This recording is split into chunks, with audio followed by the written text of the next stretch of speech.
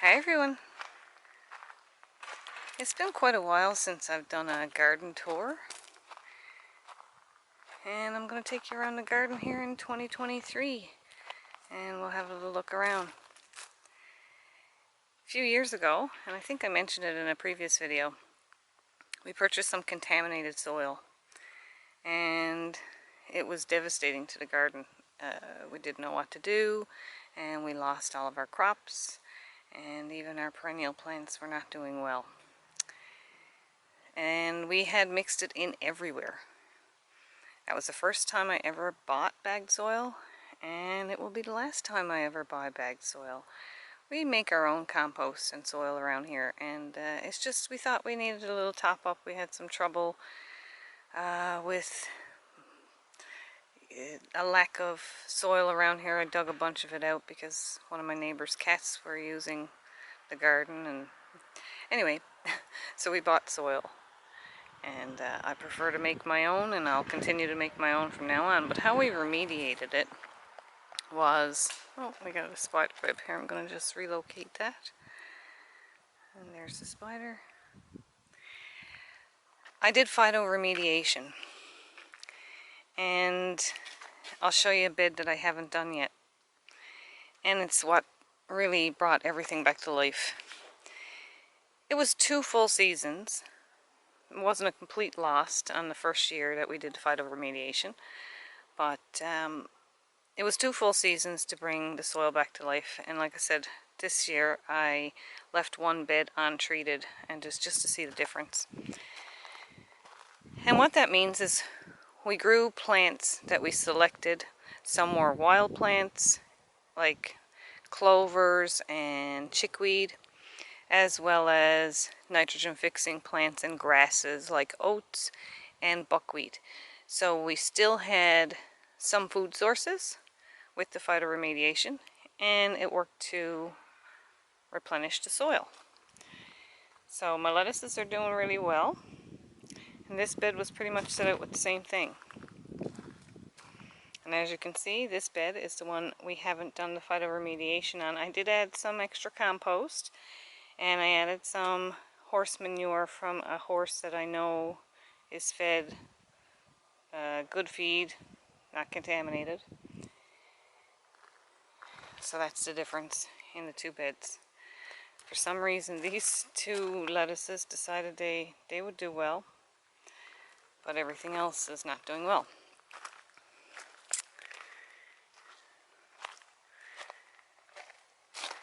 So in here, I actually just squashed a couple of grocery store tomatoes, so I really don't know what varieties these are going to be.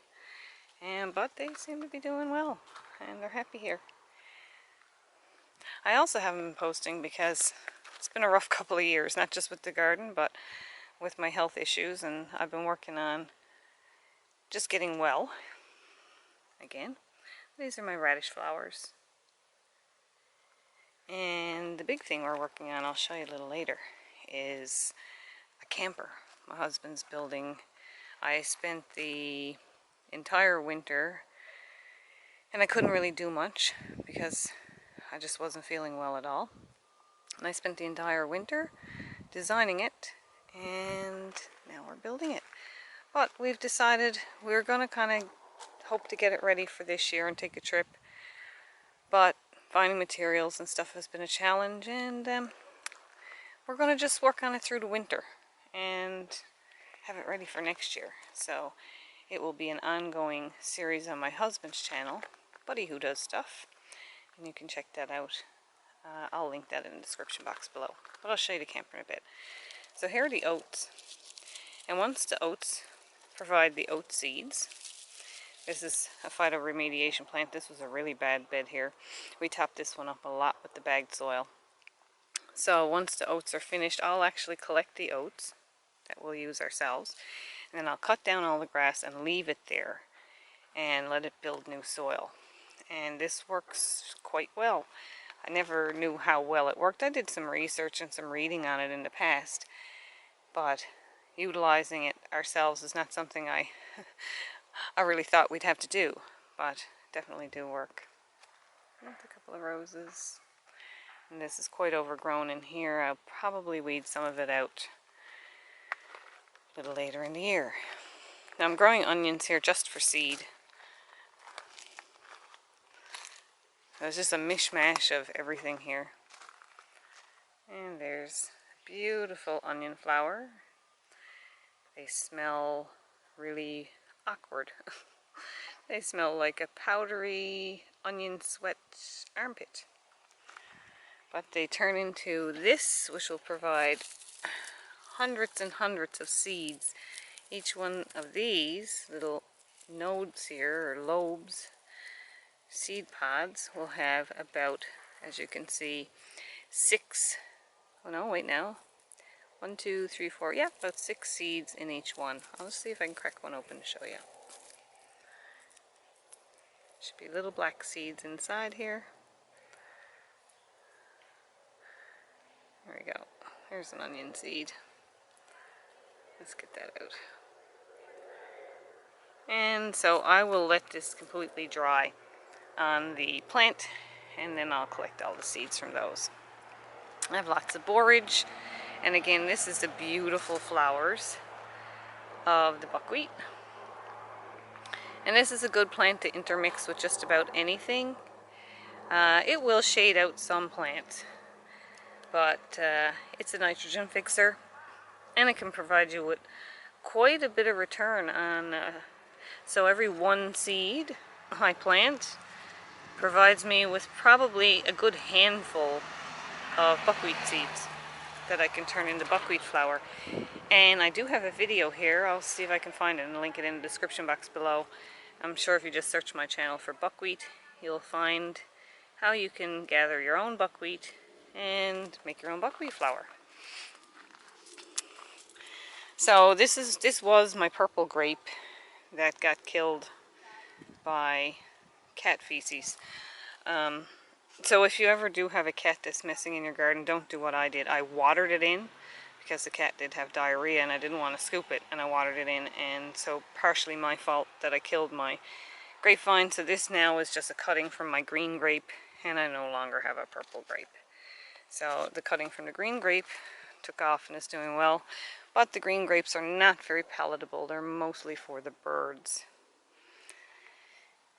So as you can see, it's still suffering a little bit out here. The nasturtiums did take hold, and they're nitrogen fixers, but they're not doing well. Not as well as they normally do, but they're picking up quite a bit from the way they were before. I got a few sunflowers just about to bloom. And that's just some self-seeded borage. That's just about everywhere. We got peas. There's peas, and pea flowers.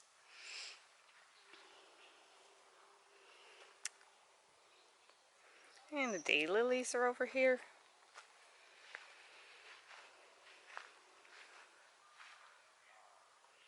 They're coming along pretty good. It's a very pretty one there.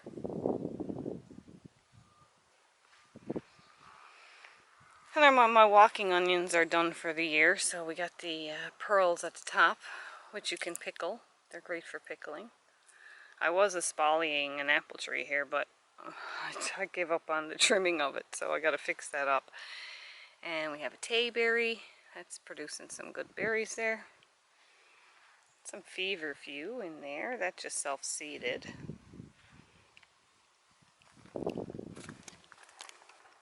I was looking forward to this hollyhock. I had deep burgundy ones one year, and this one's a really pretty pink, a very soft pink. And it's huge. I have lots of mint growing everywhere throughout the garden. This is chocolate mint. And in the raised bed here, which I gotta transplant this is ginger mint, and it really does smell like ginger. Oh, and we have a bumblebee visiting. Radish flowers.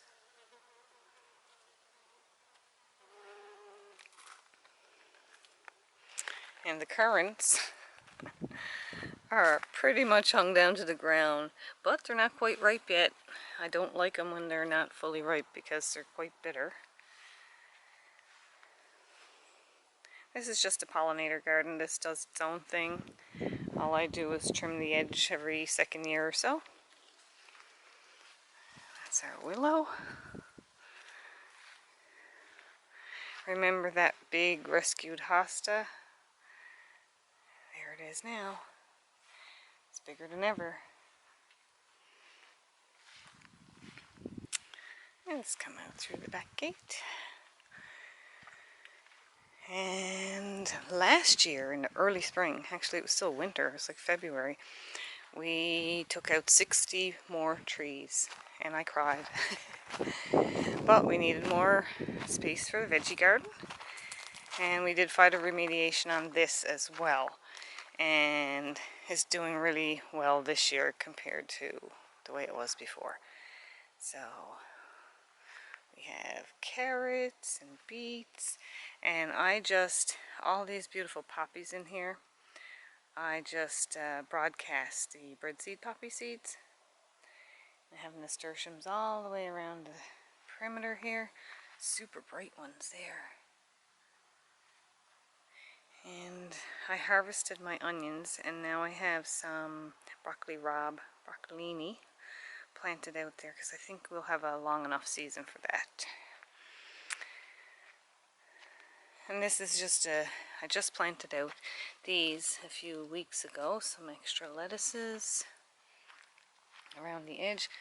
My cilantro is bolting now, so I also have a little bit of cilantro planted with the broccoli rabe.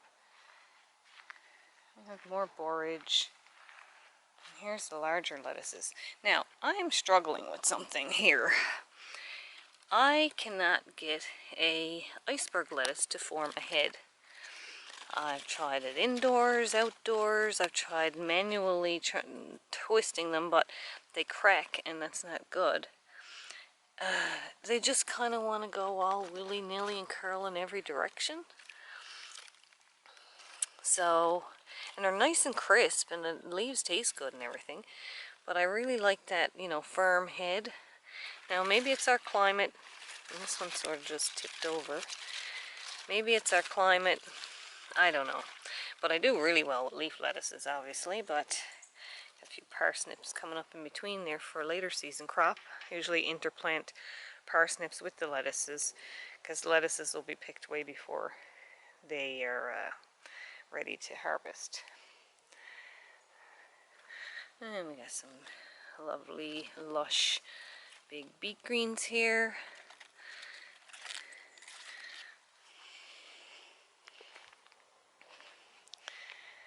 These are the breadseed poppies. Frizzy ones, purple and pink. And the little seed heads are cute too. And we got the three sisters going down here, which is the corn. And I don't know if we'll have a long enough season for it or not, but corn, beans, and squash. And this was my very first squash that came out this year. So got another little spider here. So I'm leaving that one. That's for seeds. But what I did, I tried something new this year. I buried the stem just past the squash because, of course, it was aborting all the new female squash that were coming out because this one's taking up so much energy. So I buried the stem. Hopefully it'll reroot and send out some more shoots. But if it doesn't, I have plenty of squash plants here anyway. Here's another one of those poppies. Peony, red peony poppy. Those are breadseed as well. So these will produce poppy seeds that are edible. Now this area of the garden I initially planted out some brassicas, but anyway, they don't do well for me because I don't use any pesticides whatsoever. I don't use BT. I think it's a gut toxin, and I'm not using even the organic or biological ones. So I rely on manual picking and beneficial insects and interplanting and that sort of stuff. And the most I would consider using is diatomaceous earth and Dr. Bronner's soap, but I haven't even used any of that this year. I got a few random single poppies here that are actually quite pretty. It's like a lavender and white, and another one that's a little bit more lavender.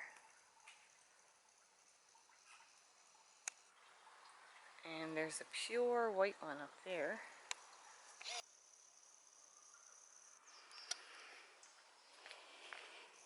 And these, I planted out about 70 strawberry plants here. These are wild ones, little tiny strawberries. And here's our gold. That's our finished compost. This is our little herb garden here. And it's gone a little bit crazy. It needs to be trimmed back. And I just weeded out all of this. This had a lot of wildflowers growing in it. And again, I was leaving them there for the purpose of phytoremediation. There's a couple little plum trees. And this is the compost we're working on now. So we always have 2 compost bins going. We just rebuilt the log bins last year because, like I said, we took down 60 trees. I don't know if you can see back there. This is our little sort of junk corner of the yard. And now, oh yes, the astilbe. This is the astilbe I rescued last year from a gravel pit. That turned out pretty. And now I'll take you and show you what our main project is this year. Oh, look at the lady's mantle. Perfect shade-loving plant. I always love how pretty that is in the lime green flowers. And it's a great herb as well. So here's what's happening now. I'm going to run around to the front. We bought some used windows and doors and hatches and things. And somebody donated this screen to me. And I'm still looking for more materials. I'm desperate to find a very lightweight, like patio door, like a screen door. Because we want to use the aluminum frame to do an interior door. So here's the little camping pod.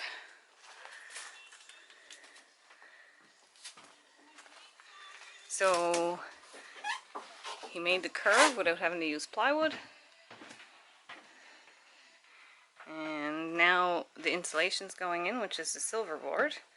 And it's going to look a lot more closed in. So this is it's going to be 10 feet long and it's 5 feet wide at the base, but like a little more than 6 feet along where it overhangs here.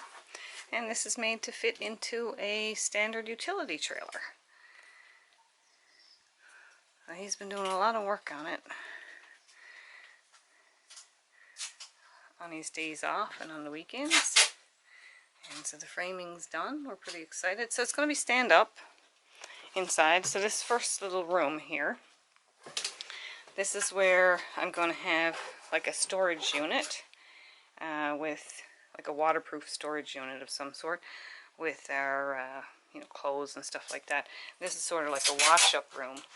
And I have it designed so that the door can open up and the shower will be hooked here, but it can also hook outside so that we can shower indoors or outdoors. So if we need the privacy, we can shower inside. If we don't need the privacy, we can shower outside and not have so much moisture inside the camper. There's going to be a little sink here. I bought a stainless steel bowl for that.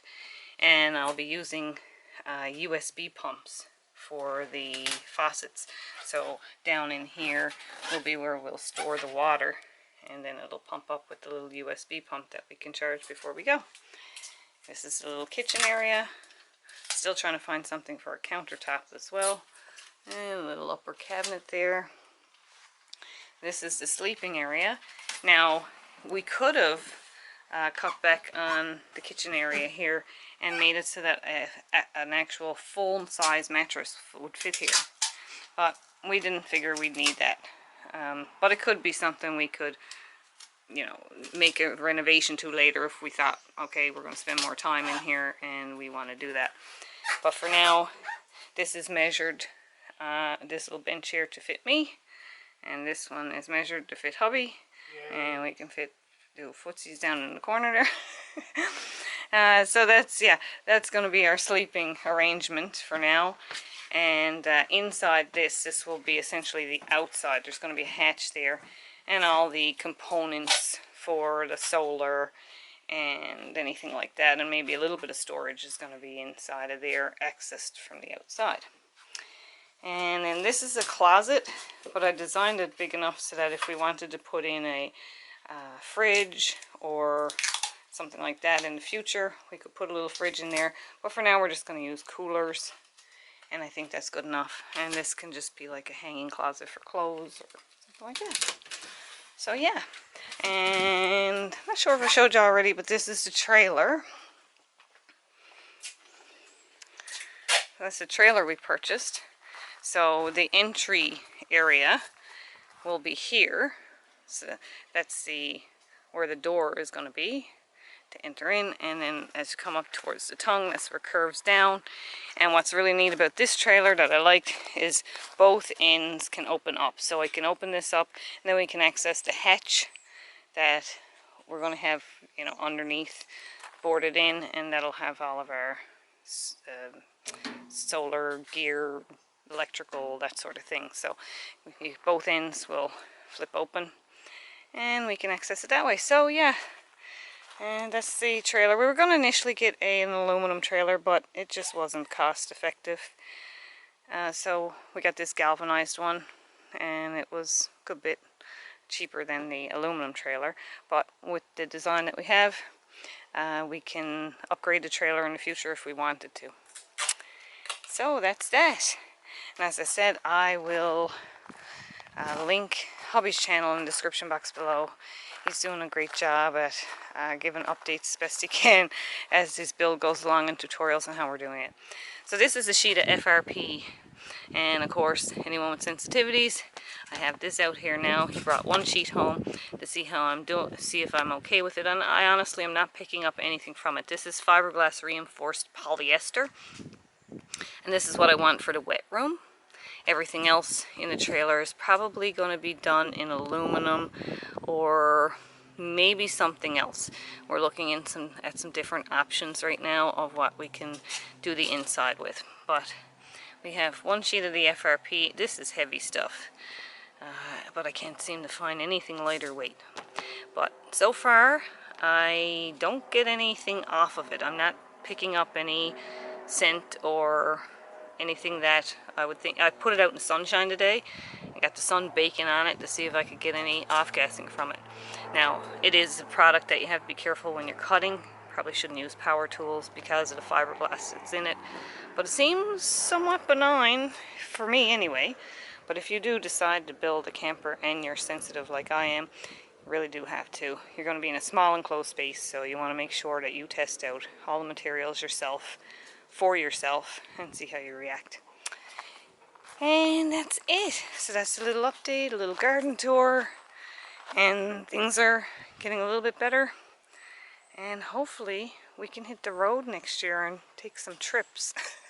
It's not going to be long ones to begin with, probably just little weekenders or something like that, and we're going to head around also to look for a larger property to expand the homestead. I am planning on starting an orchard. I'm collecting heirloom apple cuttings now.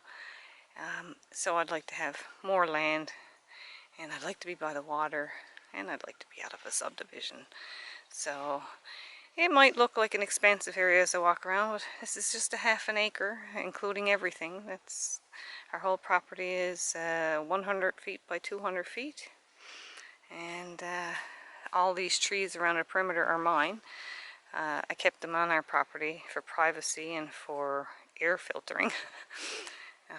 There's nobody else outside of this little cozy area with all these beautiful trees. Is just a sea of nothing, grass and houses.